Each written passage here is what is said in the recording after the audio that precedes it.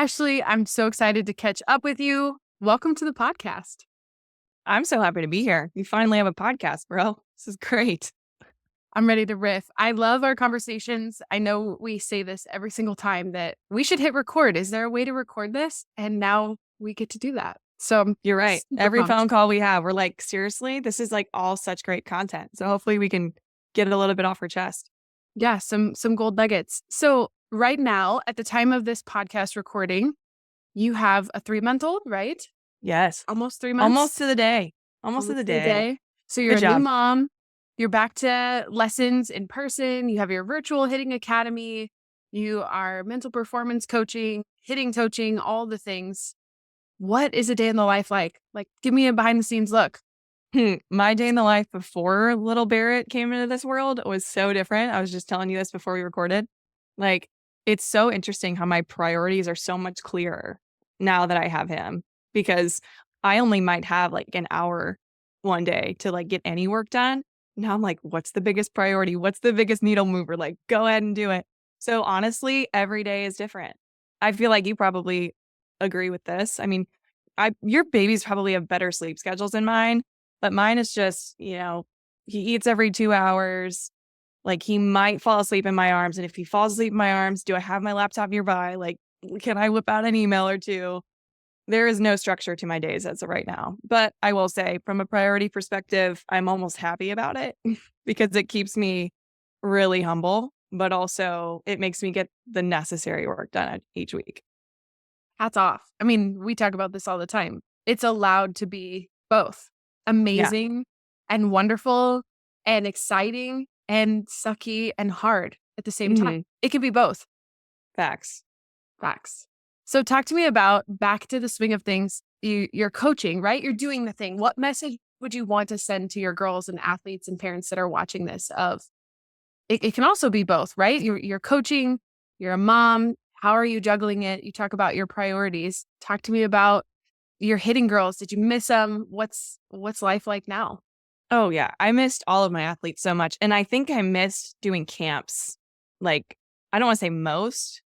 I took a break from the podcast for a little bit, and which was good because sometimes when you'll start to learn this now that you have a podcast. Like, if you take a little bit of a break from the podcast, whether it's interviews or whatever, you can actually figure out, like, how can I make it just a little bit better? So in all honesty, it was like a great break. I think I took about 6 weeks off of lessons, technically 7 because he came a week late. But I took, 7 weeks off, and it was awesome. Like, it was obviously necessary to take that time off because there was nothing on my mind other than how do I keep this baby alive for that long? And I'm still, most of my day is that.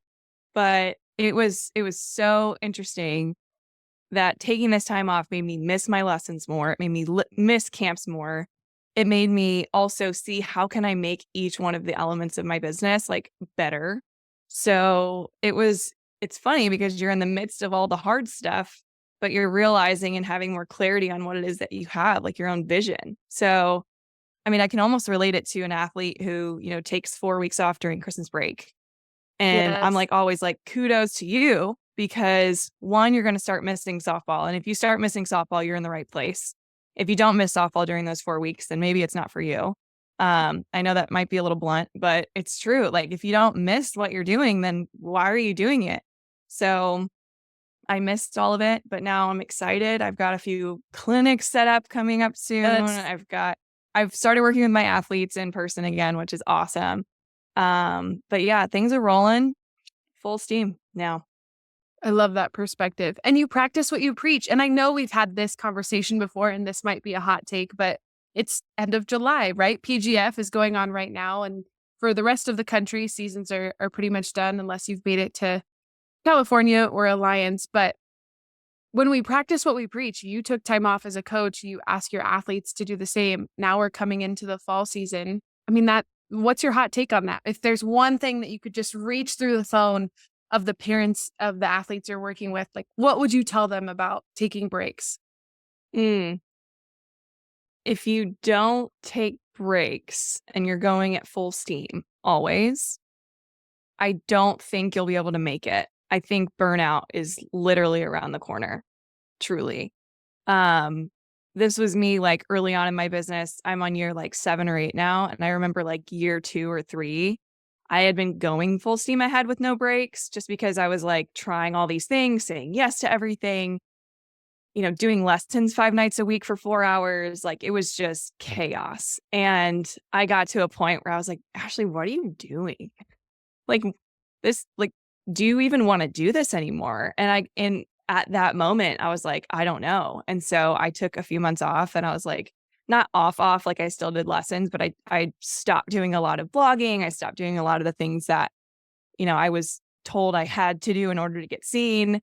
And it brought me back to, okay, how can I manage this? How can I make sure I have a schedule that I can keep up with, but also like take a week off of work and not feel bad about it? So I think it took a lot of trial and error, and maybe a listener right now is going through this trial and error series, but if you don't take breaks, you're not taking care of yourself well enough. And a week is a week. Like I studied strength and conditioning in college, and you're not going to lose muscle, from a strength perspective after 7 days. You're not. Yeah.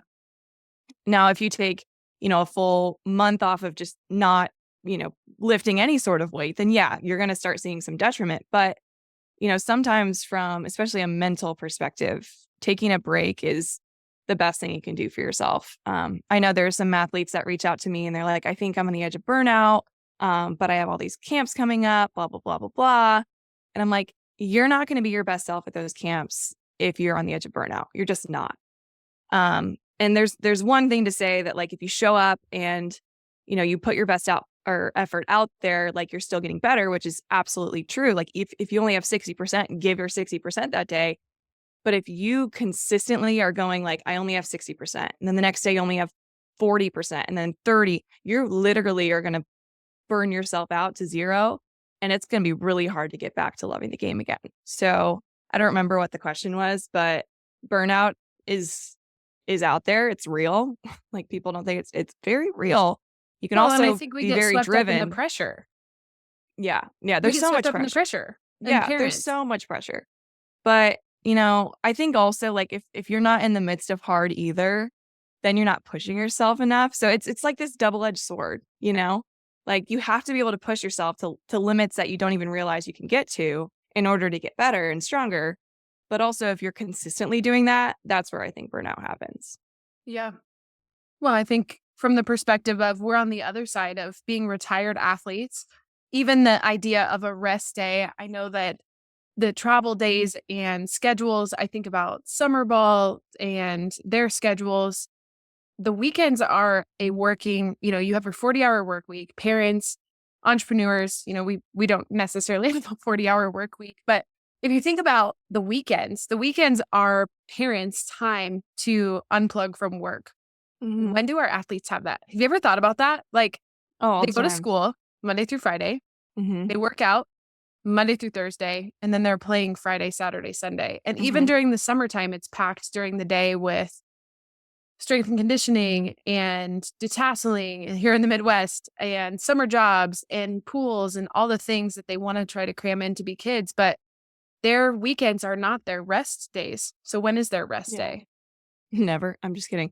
I mean, really, it is I never. think, okay, I feel strongly about this. If you're under the age of 14 and that's what your schedule looks like, stop.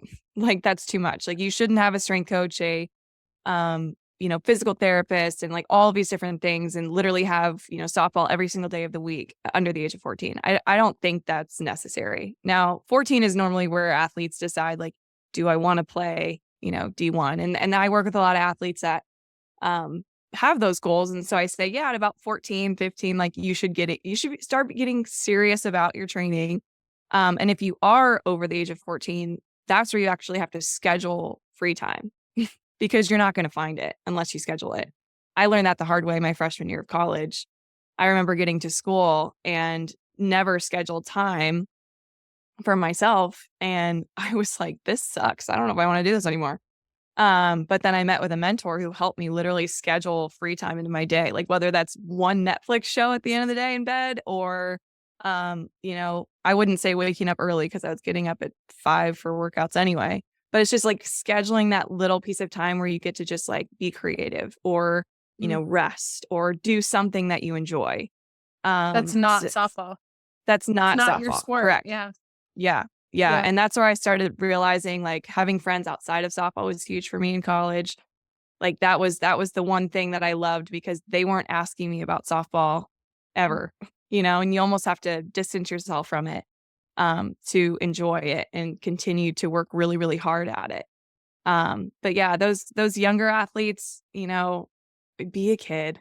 Like I met with somebody for the first time a couple weeks ago to hit with in person, and she was awesome. Like her mom's great, and like as soon as the lesson ended, she goes, "Okay, so we're gonna schedule another one of these in about a month. School's about to start, and we're just gonna let her be a kid for a few weeks." And I was like, "Please do." Like it's the end of summer. She was playing travel ball all summer and hasn't gotten to be able to be a kid. So go do it. And I know some hitting coaches are like, "Well, that's dumb. Why would you tell someone to take a break?" Because people know when they need breaks and they should take them when they need Yeah. them. So I like that. I love that mom was like, "Yeah, she's taking a break." And I'm like, I'm here for that. I really Yeah. am. Because she does work hard. When she's there, she works hard. And when she does put in work, she works really hard. Now, if you're one who wants to take breaks and aren't working hard, then we need to have a conversation. But I think there is a way to find that balance. You just kind of have to find it sometimes. Yeah. I love that.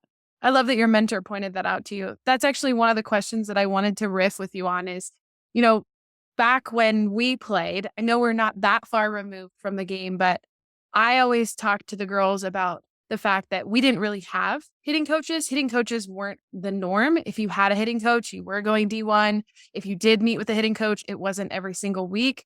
Like Mhm. we think about pitching lessons. I saw a pitching coach every single week, but hitting lessons were sparse, if any. And now 10-year-olds, 11, 12, all the way up, it's the norm for all of these athletes to have a designated hitting coach that they meet with every single week, which I think is amazing. But also, how cool will that be when these other coaches, like us, who teach mental skills, mental performance coaches, where I didn't know what that was 5 years ago until I started diving into this world and getting certified and becoming a mental performance coach myself. You had mentors who taught you those tools. I really do believe that 5 years from now, everyone will have a mental resource, whether that's a program, a coach, a group coaching program, whether more coaches are trained in it. Can you kind of talk about the mental performance side of like what are you seeing in your sessions with your athletes and what do you talk about with them? Yeah, I think this is a heavy hitter because pun intended. Um, because this when you're diving into your own business, you have to find out things that make you stick out and that make you different than others. Um, and I started realizing that I think the athletes that I worked with that found the most growth were the ones who were taking their physical, workout, whether it's hitting or whatever, and also like diving into the mental piece and dive and wanting to talk about, what were your experiences? Like, did you ever find burnout? Did you ever want to quit the game? How did you get through this? What's your thought process with two strikes? Like the athletes who ask those questions are the ones that I know are going to make it like and go far. Because they know the importance of not just the physical swing, but having the right mindset behind it is really what makes you great. Like I say this example all the time, like Hunter Pence had like the worst swing of all time in the MLB, but like he was clutch and he got his job done. So I always say this, like you can have the prettiest swing in the world, which I selfishly think mine is the prettiest because it's my logo, but I worked, 20 years to make that swing what it was. But if I didn't believe in that swing, it wasn't going to get me anywhere. So I think when you take the perspective of diving into, your physical abilities, getting as good as you can there, and also, you don't have to dive in as hard mentally, like I think early on, especially because early on we're still learning the physical skills and we're still learning ourselves out.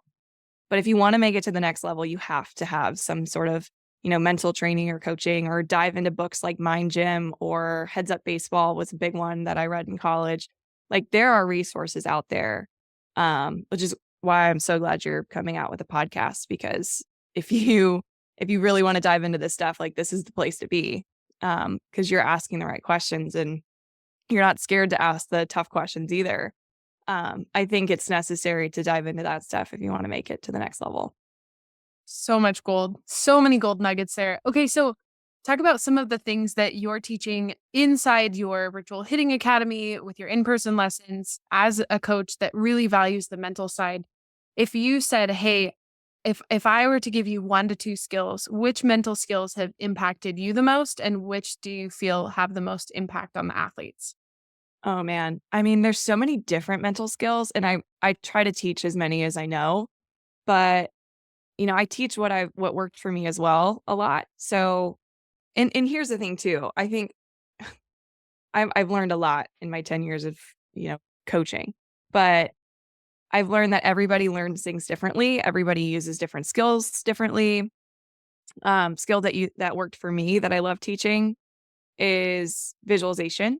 I think that is the one thing that when I learned it in my sports psychology class, my senior year of college, that was the kicker. Like that was if you could see yourself succeeding in a situation, whether it be a tough situation, just a regular situation, whether that's defense, offense, whatever. If you can see yourself succeeding and being able to look at yourself from a distance or close your eyes and see yourself doing it, you're more likely going to make it happen. So I used that a lot in college, especially versus like big opponents like UCLA and Arizona. I think the reason why I was the most successful against the biggest teams was because I used visualization a lot. Um, and you probably teach imagery and visualization, obviously, but I remember vividly going 4 for 4 against UCLA. And, everybody's like, you guys aren't going to win. And I'm just like, I'm betting on myself. And I remember just digging in and just seeing myself doing well against this like all-American pitcher. And I did. And what I took from there was, remembering what made me great in that situation and, giving that person that showed up that day like a name. So I literally would just like repeat UCLA, UCLA, UCLA in my head in the future and like during other opponents and other games. And it would remind me of who I was in the box during that game. So I don't know if that's another mental skill. Like I feel like I shared 2 different ones, but like I used visualization and I kept using it because I was in a situation of success that time. And I was able to carry that with me in the future. So I think that is one that I love to share and teach. And, most athletes love that. And then you get, 1 or 2 that just don't relate to that yet. And that's okay. Like, I think that's the fun part about being a coach and why I'm going to coach until the day I die, probably, is learning how different athletes tick and what different athletes need. So visualization's a big one. Another one that I teach, I don't know if this is a mental skill. You can tell me this. You're more of the expert than me, but I always end lessons with some sort of like mental challenge. It's a physical challenge, like we're hitting, but it's a situation where I add some sort of pressure where it's like you got burpees on the line if you don't do it or whatever. And each kid gets, different amount of burpees depending on like the situation or, different numbers depending on how good this player is. But I always end with something where their heart has to start racing more. And so I don't know if this is teaching a certain mental skill. Again, you can tell me, but I know that when athletes leave that cage and they've done the thing, maybe they do burpees and they have to do it again, but they've accomplished something hard. They walk out feeling like $1,000,000. Like that is going to translate to games. Absolutely. That is the closest thing that I can imagine translating to games because your heart rate's going to be up. It's going to be hot. There's going to be all these intangibles. But if you can find yourself to lock in when the pressure's on the line and you can do that often, I feel like that's where, from a mental perspective, athletes come out a little bit stronger. Does that have a name to it? I wouldn't even say, I don't know if there's a specific name, but it's knowing your mental performance state, knowing, can I perform? The brain loves clues. The brain only knows pieces of information. And so the analogy that that I always use, and I saw this on an Instagram reel, and I might mess it up, but even if you've never experienced or seen something exactly, I know you've talked about the purple elephant. You can Mhm. see a purple elephant in your mind, but have you ever actually seen a purple elephant? No. But you have seen the color purple and Mhm. you've likely seen an elephant. And so your brain pulls those two together. And so I love what you talked about with UCLA. Had you faced UCLA yet? No. But did you watch film? Had you been to their field? Have you hit before? Your brain is just pulling together all of those context clues to create what feels really real. And one of the things that makes visualization really successful is anchoring it in that emotion. And it's like a bad dream or a good dream. You may not remember all the details of your dream, but you remember how it made you feel. And so when you reminded your brain, UCLA, UCLA, that's that identity that you're bringing into future games that you can immediately hack confidence. I mean, you basically are hacking confidence at that point. How freaking cool is that? Mhm. Science, I mean, it's the science of the brain. Yep. It's it's real proof that you can give athletes that this stuff works. Cause I think sometimes parents, if you've never heard of this before and you're listening, or players and you're rolling your eyes like, yeah, that worked for Ashley, but not for me. Or, yeah, Coach AB says this works, but not for me. What do you have to lose to try it? Mhm. There's so Right. many different things to try. And again, Yeah. like that might not work for you, but I mean, you have all the resources. Like I throw my athletes over to your Instagram all the time. I'm like, look at this stuff. Like these are ideas. And that's what I think the best athletes do is they're always looking for ways to grow. So if they try something, which again, like if you don't try this and you're bashing it, then shame on you because if you haven't tried it, you don't know if it works. But if you do try it and it doesn't work, well, that just got you closer to the next thing that will, as Oh, long as you have yeah. the willingness to go try something else. I think that is the athlete who finds himself with more success is the one that never gives up and the one that keeps trying new things. And whether it works or not, they keep going and they keep going Hmm. and they keep going. So good.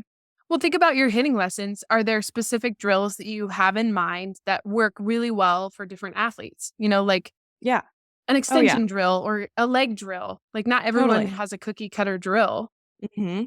Same Mhm. same thing on the mental side, right? Yeah. Like I have athletes that look at me and I ask them to put together a mental imagery of their hitting or their pitching and they look at me like I'm crazy. Like, coach, just can't see it, but they love self-talk.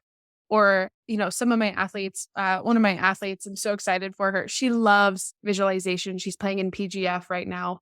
And she will literally visualize every single pitch in her arsenal. She'll visualize what it feels like. The cool thing is we had a conversation just on Sunday this week before PGF of, hey, are you guys the opening game? They're going to be playing the national anthem, likely. And if she's never experienced that before, I can think back to being on the line and how nerve wracking that is. If you've never Mhm. experienced that as an athlete, that is like a moment that can totally just your heart is racing out of your mind and it will throw off your mental game. Do you recall that those moments? Those were the moments where I felt the most like my heart was gonna leap out of my throat. Did you ever experience that? It's interesting.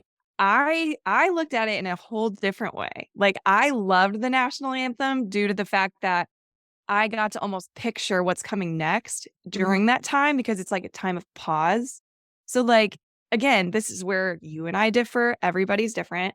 I love the national. I get emotional actually Yes. when I still hear the national anthem because I'm like, how cool is it that athletes get to go do what they love as soon as this is over? Because I used to be there. Mhm. Um, and it's funny because I used to say, "Yeah, I'm representing the USA by playing softball." Like, it was just, like, interesting what I would tell myself during that time. But I enjoyed it. And yes, I did have the butterflies, but I felt more excited, I think, during the national anthem than anything. Yeah. Yeah. But I think down to those moments of like even right now I can see it in your eyes of and like I'm feeling emotional because it's once you experience that, it feels really real. And so Mhm.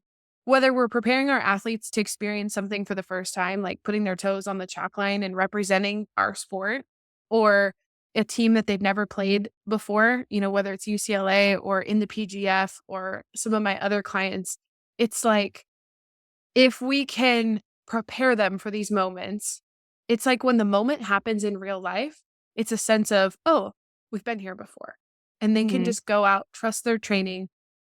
We always say trust the process. I'm using air quotes, but that's the real work is we're essentially preparing our athletes for the physical work they put in to match with the mental work, and then together they can just ball out. Yeah. That's my goal. Like if my athletes can do Yeah. that, I would be so happy. You inspired me to wanna go on a little tangent, but I think it's a cool one. Like, I've never really talked about this, I think, out loud before, which this is why I know this is a great interview because you get the best out of me. Um, how cool is it that, like, so whether you're in college or you're representing, your travel team, but, like, I knew I went to the right school because, wearing Purdue on my chest was, like, some of the, biggest inspiration or motivation for me to show up and do my thing was the fact that I got to represent the university that's on my chest. And we didn't have, like, our names on the back of our uniforms, and, like, some people, like, refuse to get those on their uniforms so that they have that feeling. I just think it's, like, the coolest thing to be able to go represent your university or your high school team. And again, not everybody has this feeling, but I feel like if you are so proud of the team that you're on or, where you're playing, I think that is enough to just wanna just go out and play and do the best that you possibly can. Because, like, if you go out and you ball out and you do your thing, whether you win or lose, you're proud of who you showed up as that day. I think it could start from that feeling of just being proud of wearing the uniform, Mhm. Like, when you put it on, can you just imagine yourself succeeding in this uniform? Like, there's something deeper there that, again, I haven't shared before, but I know I felt that as a Purdue athlete. Like, whether it was the best opponents or the opponents that are like 0 for 10 that year, like, I don't care who I'm playing. I get to wear this and I'm going to represent it the best that I can.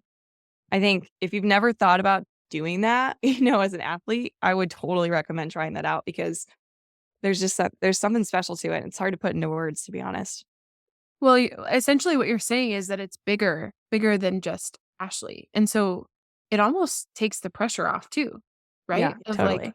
it's a good feeling, but it's also going to alleviate the pressure. I mean, I know you're strong in your faith too, but it's almost the same concept of if I'm playing to glorify God, then I get to give him the good and the bad. And so the Mhm. pressure really is no longer on me. And so it's whether it's your faith or the name on the front of your jersey, it's like once you remove it from I have to perform or I need to do this for my team, it it kind of just melts away that pressure and then you get to have fun just representing Purdue or you know firecrackers or athletics or whatever your team is, right? Of like, I'm just here doing my thing.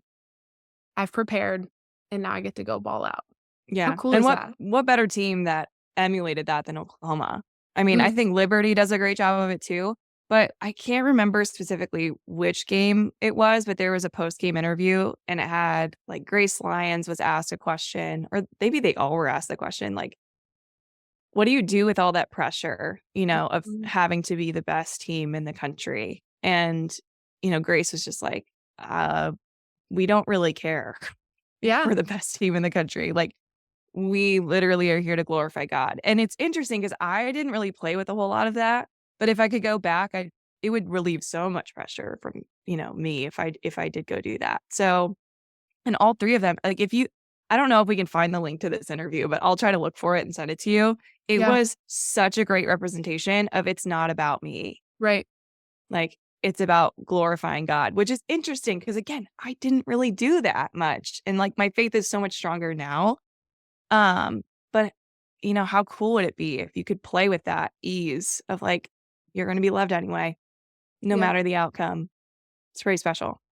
that's amazing. And I think part of it too is that, I also discovered my faith post college. Um, I think everyone's on their own journey, but I think there's also an element of your support system there, of whether your faith is part of your support system. Everyone has their support system, whether it's parents, grandparents, siblings, somebody that cares for them. Talk about that as a support system. Like you've had your parents, your sisters, all on the pod when the cleats come off. Uh, I butchered that. When the cleats come off podcast, this is something that's super important to you. Talk about that. Yeah. Um, I feel like each one of my family members had like a different role in my life. Um, like my biggest supporter, but also my biggest critic was probably my dad. He had 3 girls and I was the oldest. So let's just say he wasn't perfect because there were a lot of things that he admittedly said, yeah, I was probably way too hard on you in this situation, or um, I asked too much of you sometimes. But, I realized when I was 25, I vividly remember this, that like he was only hard on me because he wanted it for me. Like as bad as I wanted it, he wanted it. And so when I did have, a faulty game or, a bad pass in basketball, like he wanted to talk about it because he knew that there was a learning opportunity there. Now, did we have the conversation at the right time? Probably not. I have a whole episode on my podcast about like when's the right time to have the tough conversation. Most of the time my dad and I didn't have it at the right time. But in college, when I was struggling, because everybody struggles at some point in time, Mm. in college when I was struggling, I would call my dad, and that was our best conversations, was like when I asked to have the conversation. So, he was huge in my career and in my 2 sisters' careers. My youngest sister still gets to play college sports, so kind of jealous actually. But um he was huge. My mom was like the perfect shoulder to cry on, when you really needed it. And honestly, when I had a tough game and I gave her a hug, sometimes I would cry just because she's like, you're doing great. Like, I'm so proud of you. And I'm like, Mom, I sucked, but she was kind of that person that, um, was there to listen or hear whenever I'm having a tough day. So she'd always make me feel better. And then my 2 sisters' roles in my life it's interesting being the oldest because I'm 5 and 8 years older than my sisters, but they were at every tournament that I ever had. They were, having fun on the sidelines during the game. And like, I don't know how much they were watching, but like now that I hear from it from my middle sister, who was also on my podcast, she was like, Ashley, I looked up to you so much. And I get emotional talking about it and especially hearing it from her because I played like she was watching, whether she was or not. Like I wanted to set the best example for my younger siblings and, whether they were watching or not. And it's so cool to like have had that mentality, through travel ball and college to where like she was inspired to play college softball and now is telling me that I was a huge, role model in her life. It's so interesting that like I did not do that for the praise after, but now that the praise is hit, it's like, whoa, Yeah. that's crazy. The perspective. Mm, yeah. Like the perspective. I mean, I think we have similar upbringings. Um, I think about my dad and this is kind of a realization that I had. My dad has since passed.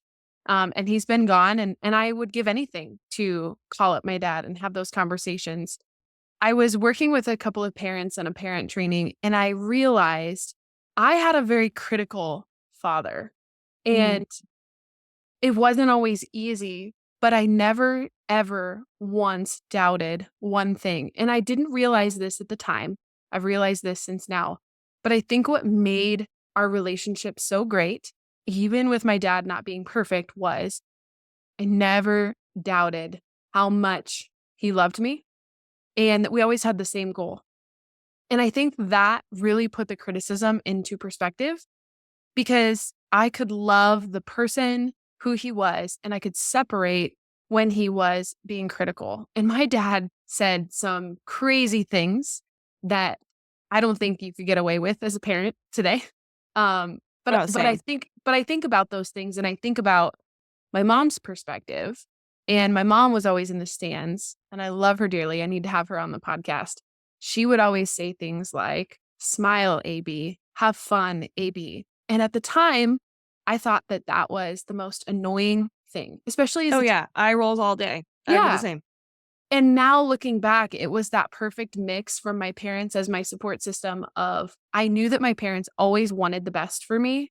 And if I would have gone back in time and reminded myself of that, I think things would have been a lot easier. And I'm not saying that parents, are perfect, and I'm not saying that we're perfect, but for the parents that are listening to this, that are terrified of, man, are we doing the right things? Are we saying the right things? How do I help my daughter be more confident? I would tell you that all you have to do is just make it very clear. My dad did an amazing job, and my mom, of praising and not fake praise, but I love you no matter what. And I'm proud of you. And never assuming that I knew those things. I think sometimes we get swept up as parents of like, well, of course my kids know that I love them. It's like, They don't. have to tell them, They don't. I love you. I'm proud of you.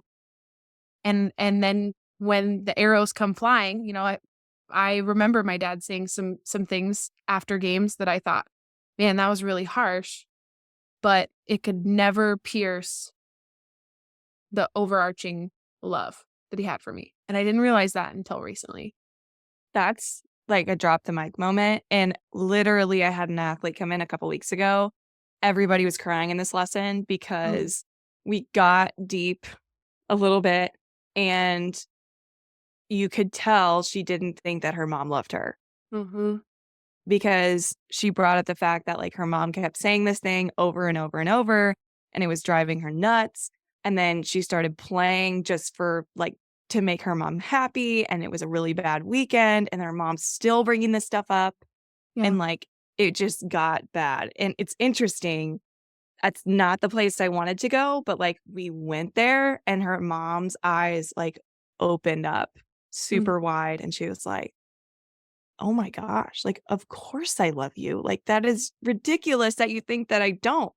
But truly, like, your athlete's mind, like, you're talking about the purple elephant, your athlete's going to think of things that don't exist. And if they continue to do that, it feels permanent. Yeah. And so, I mean, obviously, they still have a lot of work to do in their relationship.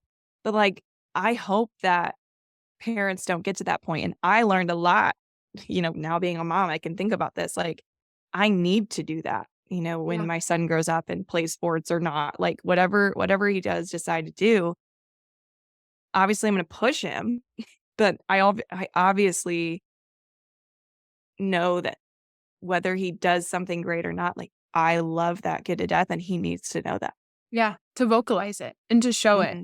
It's okay to be affectionate. It's okay. Think about those hugs, Sometimes Hmm. after a game all you needed was a hug from mom. Hmm. Would love to go back and get a sweaty post-game hug from both of my parents. Yeah, That would be I amazing. wonder. I wonder if like love languages have anything to do with it too. Oh, yeah. Oh my Like, gosh. if you're a physical touch person, then maybe you need more hugs than somebody else. Or, like, if you need more praise, like, it would be really interesting for parents to know, like, what is their athlete's love language, like, That would be amazing homework. Okay, if you're right? listening to this podcast right now, if we don't do anything else from this podcast, go research the love languages, the 5 love languages. And I actually learned something and I thought, wow, this is really cool. Without even having your athlete fill it out, the the things that they do when they close off, the opposite of those is probably their love language. So for example, when your athlete doesn't want to talk to you, the opposite of that is talking to them. And so words of affirmation. Mm. Or, you think about if they retreat to their room, um, or they lash out or they don't want to be hugged in those moments where they're withdrawn. If your athlete withdraws, then their love language is probably quality time or physical affection. So even without even having them take the test, like parents think about this, like when your athlete is down in the dumps, like what are their tendencies? And then reverse engineer it or take the test. That might actually be easier. And I would say, like, everybody has a little bit of each love language, so you can't Oh, really yeah. go wrong either. Like, if I had a tough game and my dad said, like, "Let's go get ice cream," I was like, "Let's go." Like, that's it. But I think Gifts, I'm more of, quality like, a words of time. affirmation person. Yeah, so, like, I feel like everybody has a bit of everything, but Yeah. Yeah. Good stuff. That's some good homework. That's for marriage and your athletes and all areas. Oh man, so good. Well, Ashley, this has been such an amazing conversation and truly authentic to who we are as friends, and just to be able to riff on these things. And you're going to be back. I have no doubt about that. I did want to ask you, so I have a couple of follow-up questions, but this is a question I want to ask every single podcast guest. And you are a time traveler. You can go back in time and give your past self one message. What would you tell yourself? Don't play for my dad. Mm. Don't play for him. Play for you. And if you would have done that sooner? I think I would have been much stronger mentally at a younger age. And it all worked out. Don't worry, Ashley. I'm time traveling. Listen to this future Ashley that's standing here before you. Yes, I love please. that. Yes, please. I love that. Yeah. I tried too hard to impress my dad. Yes. Probably, do you want to get deep? Probably because I knew I was going to have a conversation in the car after the game, and whether he was going to have a good conversation or a bad conversation depended on how I did. Mm. So that is where that came from. So there you go. Everyone listening, you're already time traveling.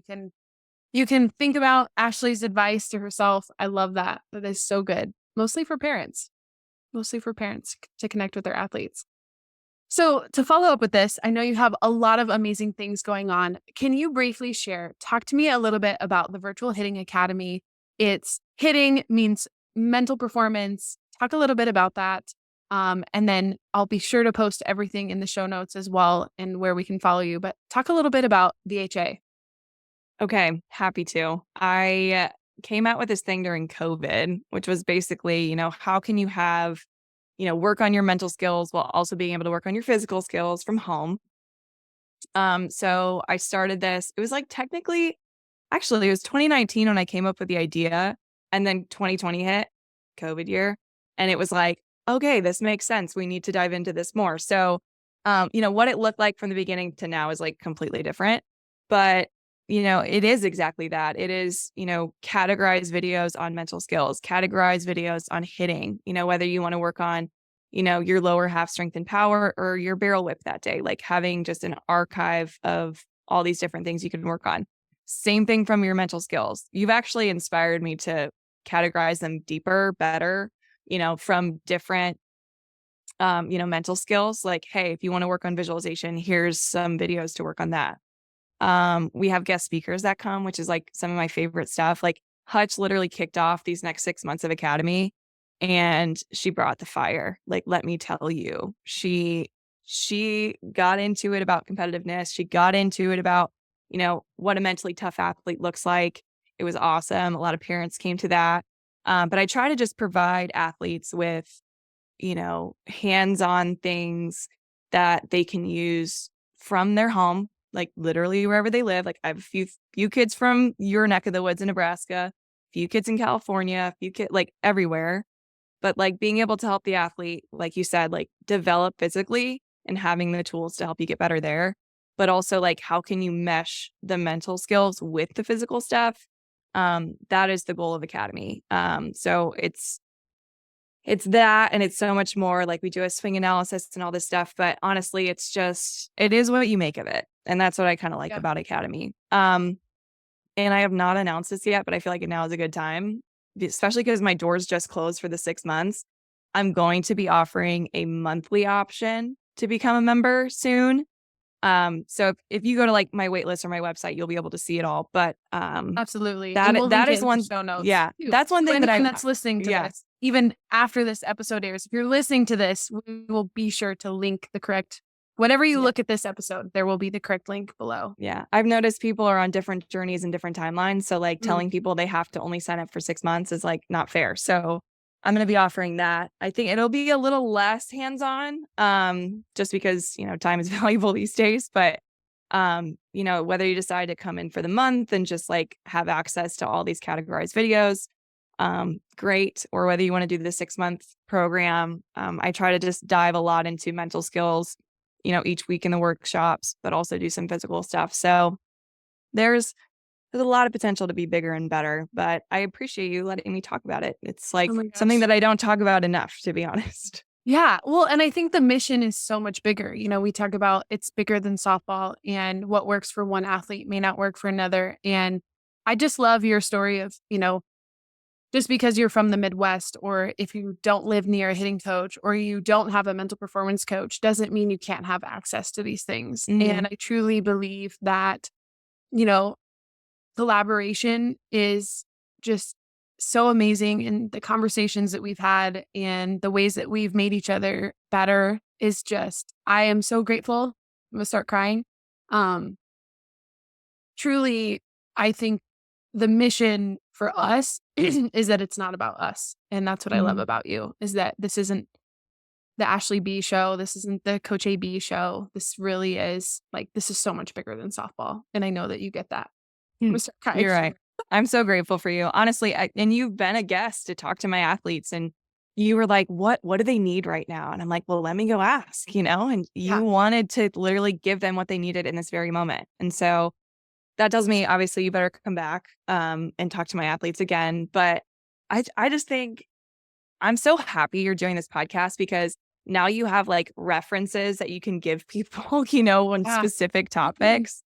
Obviously we went on tangents on like 85 topics today, but you're changing the world, Amanda. Like you really are. And the fact that you're opening up, even more of yourself to your community, I think is so awesome. Same, same. Let's Mm. let's keep going, keep holding each other accountable. I will talk to you again, but for our guests today, we will follow you. I'll post in the show notes, VHA, and then Facebook, Instagram, Ashley B Training, Twitter, Smashly_4. We've got all of those links that we'll link below, as well as When the Cleats Come Off podcast. Ashley, as always, like, so grateful for you. Thanks for an amazing conversation today. I'm sad it's over. I can't wait for the next one. Sounds Thanks, good. Amanda.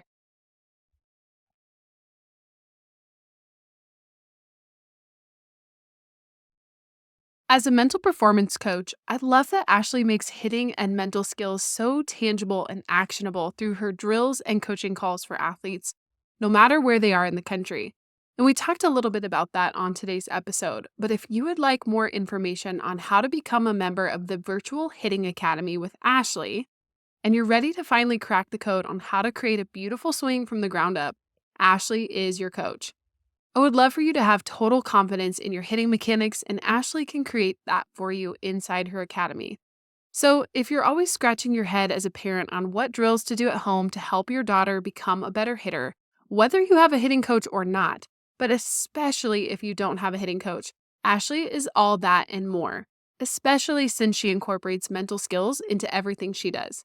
You can find out more at ashleybtraining.com, and we will also put a direct link in the show notes for you as well that will take you to everything that's included. This is simply something that I recommend. I'm not making a commission on this. I truly believe in her ability as a hitting coach and a mental skills coach. So if this is something in your game that you've wanted to find a resource for, definitely check it out.